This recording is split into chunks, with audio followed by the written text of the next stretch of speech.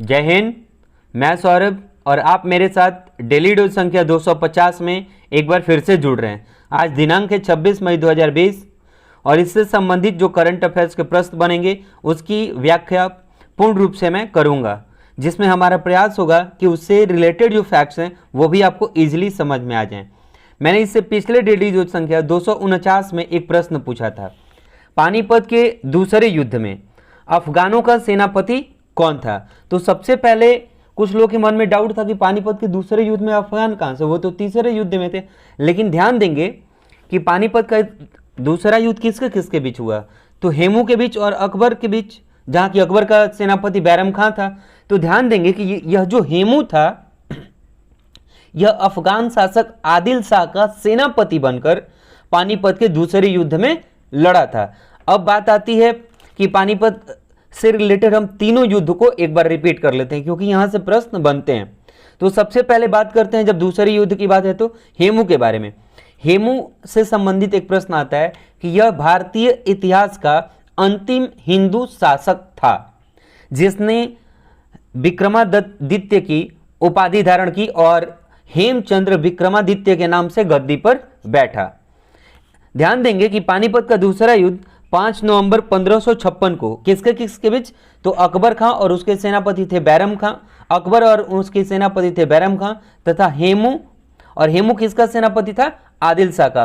किसकी हार हुई थी, हेमू की। आते हैं पानीपत के प्रथम युद्ध के बारे में। तो पानीपत का प्रथम युद्ध हुआ था 21 अप्रैल 1526 को किसके बीच, तो बाबर और इब्राहिम लोदी, जिसमें इब्राहिम लोदी हार गया था। और इस युद्ध में बाबर ने तोपों का इस्तेमाल किया था। आगे बढ़ते हम लोग पानीपत के तीसरे युद्ध में। तो पानीपत का तीसरा युद्ध हुआ था 14 जनवरी 1761 और किसके बीच, तो मराठा और अहमद शाह अब्दाली, जिसमें मराठाओं की क्या हुई थी, हार हो गई थी। अब हम आज के पहले प्रश्न की तरफ बढ़ते हैं। WHO के कार्यकारी बोर्ड में कुल कितने सदस्य हैं, उत्तर है 34। WHO और WHA के बारे में मैंने पीछे भी डिटेल एक्सप्लेनेशन दिया हुआ है, लेकिन एक बार फिर से आज रिपीट करते हैं। ध्यान देंगे WHO विश्व के देश, जो विश्व में जो देश हैं उनके स्वास्थ्य संबंधी समस्याओं के एक मानक को, यानी कि अच्छा स्वास्थ्य देने के लिए प्रयासरत है। ध्यान देंगे इसमें कुल 194 सदस्य देश हैं। मैंने पीछे भी रिपीट किया था इस चीज को कि 194 सदस्य देश हैं तथा 2 संबंध देश हैं। तो अगर आपसे प्रश्न पूछता है कि सदस्य देश कितने हैं तो 194 आंसर होगा, और अगर संबंध देश सहित संख्या पूछे तो 196 आंसर होगा। ध्यान देंगे कि जो WHO यानी वर्ल्ड हेल्थ ऑर्गेनाइजेशन है, इसकी स्थापना कब हुई, तो 7 अप्रैल 1948 को, और यह जो है वो UNO यानी यूनाइटेड नेशन ऑर्गेनाइजेशन की एक इकाई है। थोड़ा सा एक फैक्ट और भी यहां से उठाते हैं कि इनका मोटो क्या है। तो मैंने अभी बताया कि लोगों को बेहतर स्वास्थ्य देना, यानी संसार में जो लोग रह रहे हैं उनको बेहतर स्वास्थ्य देना ही WHO का मोटो है। इसका हेडक्वार्टर मैंने बहुत बार बताया, तो आप मेरे साथ साथ रिपीट करेंगे कि इसका हेडक्वार्टर है कहां पर, स्विट्जरलैंड के जेनेवा शहर में। और इसके वर्तमान में जो महानिदेशक हैं वो कौन है, तो वो हैं इथोपिया के रहने वाले और हैं कौन, तो डॉक्टर टेड्रोस एडनॉम। एक बार फिर से रिपीट करेंगे नाम, डॉक्टर टेड्रोस एडनॉम। और इसके उप महानिदेशक कौन है, तो एक हैं सौम्या स्वामीनाथन जो इंडिया की हैं, और एक और उप महानिदेशक हैं जेन एलिसन जो ब्रिटेन के हैं। ध्यान देंगे यहाँ उप निदेशक को आप बहुत गौर से ध्यान देंगे, क्योंकि सौम्या स्वामीनाथन जो है वो भारतीय हैं, तो हो सकता है यहाँ से प्रश्न बना लिए जाए। मैंने बात शुरू में कहा था WHO और WHA, तो WHO के बारे में हमने जान लिया। अब जानते हैं WHA के बारे में। तो WHA का फुल फॉर्म होता है वर्ल्ड हेल्थ असेंबली। ध्यान देंगे कि जो WHA है वह WHO का विधायी और सर्वोच्च निकाय है। और WHA करता क्या है कि जो हर 5 साल पे WHO के निदेशक की नियुक्ति होती है, तो वो काम करता कौन है, तो WHA यानी वर्ल्ड हेल्थ असेंबली करती है। कोई अगर बजट हो, उसकी नीति बनानी हो, या फिर उसके वित्तीय मामलों पर वोट करना हो कि ये बजट पास होगा, कितना सही है नहीं है, तो इन सभी चीजों का काम कौन करता है, WHA ए करता है। और एक बात और भी आप ध्यान देंगे कि ये जो 194 संख्या बताई जाती है वो हम डायरेक्ट WHO के सदस्य देश की संख्या कहते हैं, लेकिन वो सारा जो 194 सदस्यों का ग्रुप है वो किसका कहलाएगा, WHA का ही कहलाएगा। तो हम बढ़ते हैं अपने दूसरे प्रश्न की तरफ। विश्व स्वास्थ्य सभा में कुल कितने सदस्य देश हैं? तो हमारा उत्तर क्या हो जाएगा, 194। ध्यान देंगे जब भी सदस्य देश कहेगा 194। अगले प्रश्न की तरफ बढ़ते हैं। अम्फान तूफान से निपटने हेतु बंगाल को कितने रुपए मदद मिलेगा? उत्तर है 1000 करोड़। अभी अभी आपने अम्फान तूफान को चर्चे में सुना होगा, तो ध्यान देंगे कि यह भारत के किस किस राज्यों को ज्यादा प्रभावित किया है। तो एक है वेस्ट बंगाल और दूसरा है ओडिशा। हम बढ़ते हैं अपने अगले प्रश्न की तरफ। वनडे की एक पारी में सर्वाधिक 33 यानी 33 चौके लगाने वाला पहला बल्लेबाज कौन है? उत्तर है रोहित शर्मा। रोहित शर्मा से एक इंटरेस्टिंग फैक्ट और हम उठा सकते हैं कि रोहित शर्मा का पूरा नाम रोहित गुरुनाथ शर्मा है। साथ ही साथ एक बात और आप ध्यान देंगे कि ये जो है वो मुंबई इंडियंस की तरफ से IPL में खेलते हैं। अगले प्रश्न की तरफ बढ़ते हैं। किस बल्लेबाज ने अंतर्राष्ट्रीय क्रिकेट में सर्वाधिक 534 छक्के लगाए हैं? ध्यान देंगे क्रिस गेल, इसका उत्तर होगा क्रिस गेल। और क्रिस गेल जो है वो वेस्ट इंडीज के प्लेयर हैं। अगले प्रश्न की तरफ बढ़ते हैं। हाल ही में चर्चित पैंगोंग त्सो झील किस जगह स्थित है? उत्तर है लद्दाख। अब पैंगोंग त्सो के बारे में शॉर्ट इंफॉर्मेशन गैदर करते हैं। तो ध्यान देंगे पैंगोंग त्सो हिमालय में स्थित एक झील है। कैसा झील है? तो यह नमकीन झील है। साथ ही साथ इसके बावजूद भी होता क्या है कि ठंडे के दिनों में यह नमकीन होते हुए भी जम जाता है। और एक बात और फैक्ट इसका ध्यान रखेंगे कि इसकी कुल लंबाई 134 किलोमीटर की है तथा इसकी मैक्सिमम चौड़ाई जो है वो 8 किलोमीटर की है। साथ ही साथ एक महत्वपूर्ण प्रश्न क्या बनेगा कि यह भारत के लद्दाख से तिब्बत तक पहुंचती है। तो अगर भारत में पूछा जाए तो इसका क्षेत्र कहां होगा? लद्दाख। अगले प्रश्न की तरफ बढ़ते हैं। पश्चिमी घाट के सतत विकास को देखने हेतु गठित समिति कौन सी है? उत्तर है कस्तूरी रंगन समिति। अब यहां पे एक बात आप ध्यान देंगे कि मैंने पश्चिमी घाट के बारे में जोर दिया है, तो पश्चिमी घाट से संबंधित कुछ चीजें जान लेते हैं। ध्यान देंगे आप कि पश्चिमी घाट को जैव विविधता के संरक्षण को ध्यान में रखते हुए इस क्षेत्र के समावेशी विकास के लिए केंद्र सरकार ने इस समिति का गठन किया, जिसका नाम क्या है? कस्तूरी रंगन समिति। अब एक बात और भी आप ध्यान रखेंगे कि इसका विस्तार यानी जो पश्चिमी घाट है, वेस्टर्न घाट है, उसका विस्तार कहां से कहां तक है? तो ऊपर से हम क्रम देखते हैं। गुजरात के नीचे आएगा तो महाराष्ट्र के थोड़ा सा नीचे बगल में देखिएगा महाराष्ट्र और कर्नाटक के बीच में मिलेगा आपको गोवा। ठीक, तो महाराष्ट्र के बाद गोवा के बाद कर्नाटक के बाद केरल और इसके बाद तमिलनाडु। तो इन जगहों पर वेस्टर्न घाट का क्या है? अपना प्रसार है और ये समुद्री तट के एकदम किनारे एक पैरेलल में ही है। एक बात और भी आप ध्यान देंगे कि ये जो क्षेत्र हैं वेस्टर्न घाट के, इनको पारिस्थितिकी के लिए संवेदनशील क्षेत्र घोषित किया गया है। एक इंपॉर्टेंट फैक्ट कि कभी कभी हम कंफ्यूज कर जाते हैं, एक शब्द आता है हमारे सामने सह्याद्री। तो ध्यान देंगे कि पश्चिमी घाट को ही संस्कृत नाम अगर उसका देखा जाए तो सह्याद्री पर्वत है। एक बात और भी ध्यान देंगे कि 2012 में, कब? 2012 में यूनेस्को ने, ध्यान देंगे कौन? यूनेस्को ने विश्व धरोहर के तौर पर 39 स्थानों यानी कि टोटल 39 प्लेसेस को कहां से? वेस्टर्न घाट से उठा करके और कहां रखा है? विश्व धरोहर में शामिल किया है। एक और महत्वपूर्ण क्वेश्चन यहां से कि पश्चिमी घाट में ही पाल घाट, भोर घाट और थाल घाट दर्रा मिलता है। तो वेस्टर्न घाट से रिलेटेड जो क्वेश्चंस बन सकते हैं उसकी चर्चा हमने यहां करी। अब बढ़ते हैं हम अपने अगले प्रश्न की तरफ। वित्तीय वर्ष 2020-21 हेतु राज्यों को ऋण सीमा केंद्र ने कितनी बढ़ाई है? उत्तर है 3 से 5%। अब मैं आपसे एक बात कहता हूं कि इस तरह के प्रश्न जो डेटा ओरिएंटेड हैं ये एग्जाम में आने ही आने हैं। तो इस तरह के प्रश्न को आप रट जाएं, चाहे उसके लिए 3 बार पढ़ना पड़े, 4 बार पढ़ना पड़े। हम बढ़ते हैं अपने अगले प्रश्न की तरफ। प्रधानमंत्री वय वंदना योजना को कब तक के लिए बढ़ा दिया गया? उत्तर है 2023 तक।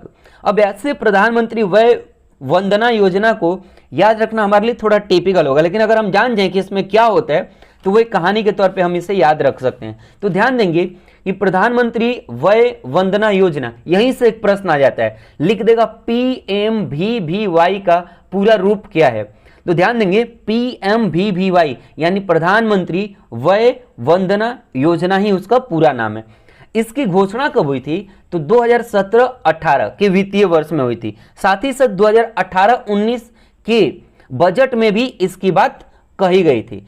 एक बात और भी आप ध्यान देंगे कि 2018 से 19 के वित्त वर्ष के तहत PMVVY यानी प्रधानमंत्री वय वंदन योजना में अधिकतम निवेश की राशि 15 लाख प्रति वरिष्ठ नागरिक कर दी गई। अब यहां पे आप समझेंगे था क्या कि जो भी लोग हैं वो अपने 60 साल की उम्र पूरी होने तक वह उसमें 15 लाख तक के रुपए को डिपॉजिट कर सकते हैं, जिसका फायदा क्या होगा कि जब वो 60 साल या उससे अधिक के होंगे तो वो एक न्यूनतम पेंशन गारंटी की तरह उनके लिए काम करेगा, यानी कि उनके आगे के खर्च की जिम्मेवारी उठाएगा। अब साथ ही साथ एक बात और भी ध्यान देंगे कि आधिकारिक विज्ञप्ति के अनुसार, ये क्वेश्चन यहां से बन सकता है क्योंकि एक डेटाबेस क्वेश्चन बनेगा।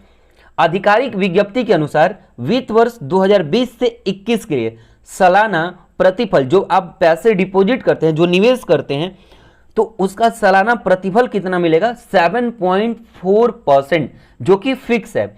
इससे पिछले साल ये कितना था? तो 8% था। तो इसका मतलब क्या है कि उस प्रतिफल में समय के अनुसार वेरिएशन देखने को मिल सकता है।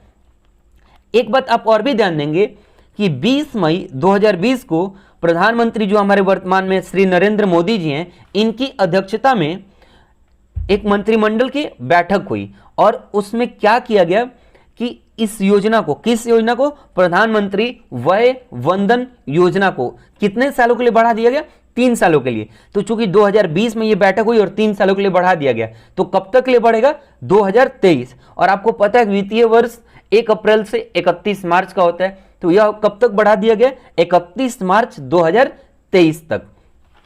एक छोटा सा और फैक्ट आप ध्यान रखेंगे कि जो PMVVY है यानी प्रधानमंत्री वय वंदन योजना है, इसका क्रियान्वयन कौन करता है? तो इसका क्रियान्वयन करता है LIC यानी लाइफ इंश्योरेंस कॉर्पोरेशन। अब लाइफ इंश्योरेंस कॉर्पोरेशन की बात है तो इसे भी नहीं छोड़ते हैं। इसकी स्थापना कब हुई थी? 1 सितंबर 1956 को, और इसका हेडक्वार्टर कहां है? मुंबई में। और वर्तमान में इसके चेयरमैन कौन है? MR कुमार। बढ़ते हम अपने अगले प्रश्न की तरफ। प्रधानमंत्री वय वंदन योजना किससे संबंधित है? अभी हमने बात चर्चा में रखा था कि यह वरिष्ठ नागरिकों के से संबंधित है, तो इसका उत्तर होगा वरिष्ठ नागरिकों से। अगले प्रश्न की तरफ बढ़ते हैं। अंडमान के दुर्लभ पाम को कहां रोपित किया गया है? उत्तर है केरल। और केरल जब शब्द आता है तो आपको 2-3 चीजें याद होनी चाहिए, जो कि मैंने पहले भी डिस्कस करा है। केरल के सीएम कौन है? तो वर्तमान में जो सीएम है वो पिनरई विजयन है। और वहां के गवर्नर कौन है? तो आरिफ मोहम्मद खान। बढ़ते हैं हम अपने अगले प्रश्न की तरफ।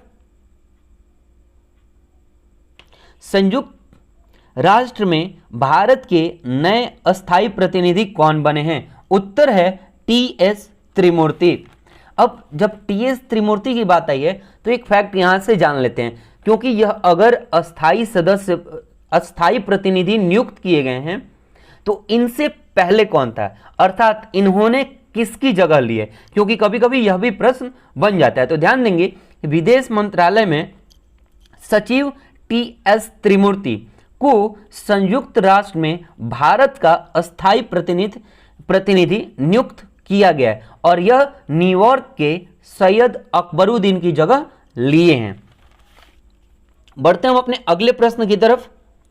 किस देश ने नया स्पेस ऑपरेशंस स्क्वाड्रन लॉन्च किया है? उत्तर है जापान। और यह जापान में कौन किया? तो ध्यान देंगे कि जो जापान की डिफेंस है, जो एयर स्पेस की डिफेंस है, उसने इसको लॉन्च किया है। बढ़ते हम अपने अगले प्रश्न की तरफ। कहाँ स्थित अग्रहार रिसर्च इंस्टीट्यूट के वैज्ञानिकों ने गेहूं के 2 बौने जीन की मैपिंग की है? उत्तर है पुणे। और हमारा मौसम वेधशाला भी कहाँ है? पुणे में। तो यहां से ये एक फैक्ट आप याद रखेंगे, ये हमारा मौसम वेधशाला कहाँ है? पुणे। और इसका भी आंसर क्या होगा? पुणे। अगले प्रश्न की तरफ बढ़ते हैं। विश्व थायराइड दिवस किस तिथि को मनाया जाता है? उत्तर है 25 मई। अगले प्रश्न की तरफ बढ़ते हैं। अंतर्राष्ट्रीय करार को प्रभावी बनाने हेतु केंद्र राज्य सूची पर कानून बना सकती है, किस अनुच्छेद के तहत? तो उत्तर है 253, यानी 253। एक बार फिर से मैं इस प्रश्न को रिपीट करता हूं। अंतर्राष्ट्रीय करार को प्रभावी बनाने हेतु केंद्र राज्य सूची पर, वैसे तो राज्य सूची पर राज्य सरकारें बनाएंगी, लेकिन जब किसी भी अंतर्राष्ट्रीय चीजों को प्रभावी बनाना होगा तो उस स्थिति में सेंटर के पास अपना एक स्पेसिफिक पावर होता है और वह अपने पावर के तहत आर्टिकल 253 पे वो क्या करेगी? एक विशेष कानून बना सकती है। अगले प्रश्न की तरफ बढ़ते हैं। फाउंडेशन ऑफ इंडियन कल्चर के लेखक कौन है? उत्तर है भगवान दास। और जब भी आपको लेखक से संबंधित प्रश्न है तो उसे आप किसी भी कीमत पर रट जाएं। अगले प्रश्न की तरफ बढ़ते हैं। कौन सा जनगणना वर्ष डेमोग्राफिक डिवाइड के नाम से जाना जाता है? उत्तर है 1921। अब मैं आपसे थोड़ी सी एक फैक्ट मैं जानना चाहूंगा कि आप गूगल करके मुझे बताएं कि आखिर इसे क्यों डेमोग्राफिक डिवाइड के नाम से जाना गया। अगले प्रश्न की तरफ बढ़ते हैं। भारत के कुल विद्युत उत्पादन में जल विद्युत का कितना अंश है? तो उत्तर है 22%। आप ध्यान देंगे कि भारत में कुल विद्युत उत्पादन, यानी विद्युत उत्पादन का भारत में एक और भी सोर्स है, वो क्या है? तो हमारे यहाँ बड़े पैमाने पर जो कोयला है उससे भी हमारे यहाँ विद्युत उत्पादन किया जाता है। बढ़ते हम अपने अगले प्रश्न की तरफ। अग्निशिखा नामक डॉक्यूमेंट्री किसके ऊपर बनी है? इस तरह के प्रश्न अक्सर पेपर में दे दिए जाते हैं, तो आप याद रखेंगे कि ऐश्वरी बाई जो हैं उनके ऊपर अग्निशिखा नामक डॉक्यूमेंट्री बनाई गई है।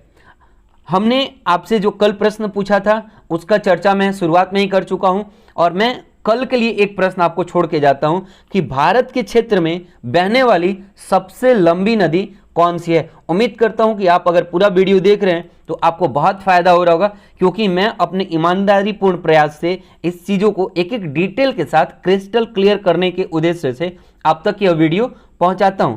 तो उम्मीद भी करता हूं कि आप पूरा वीडियो देखें, निस्वार्थ भाव से देखें और लास्ट में जो प्रश्न पूछे जाएं उससे, चाहे आपको आता हो नहीं आता हो, आप अपने फ़ोन में, एंड्रॉयड फ़ोन में गूगल का सहारा ही ले, लेकिन उस चीज़ को सर्च करें, क्योंकि जब आप कोई एक चीज़ सर्च करते हैं तो 4 चीज़ें मिलती हैं और वहाँ से आप सीखें और फिर कमेंट करें ताकि हमें पता चले कि आप इस चीज़ को सीरियसली देख रहे हैं। फिर मिलते हैं अगले वीडियो में, तब तक के लिए जय हिंद।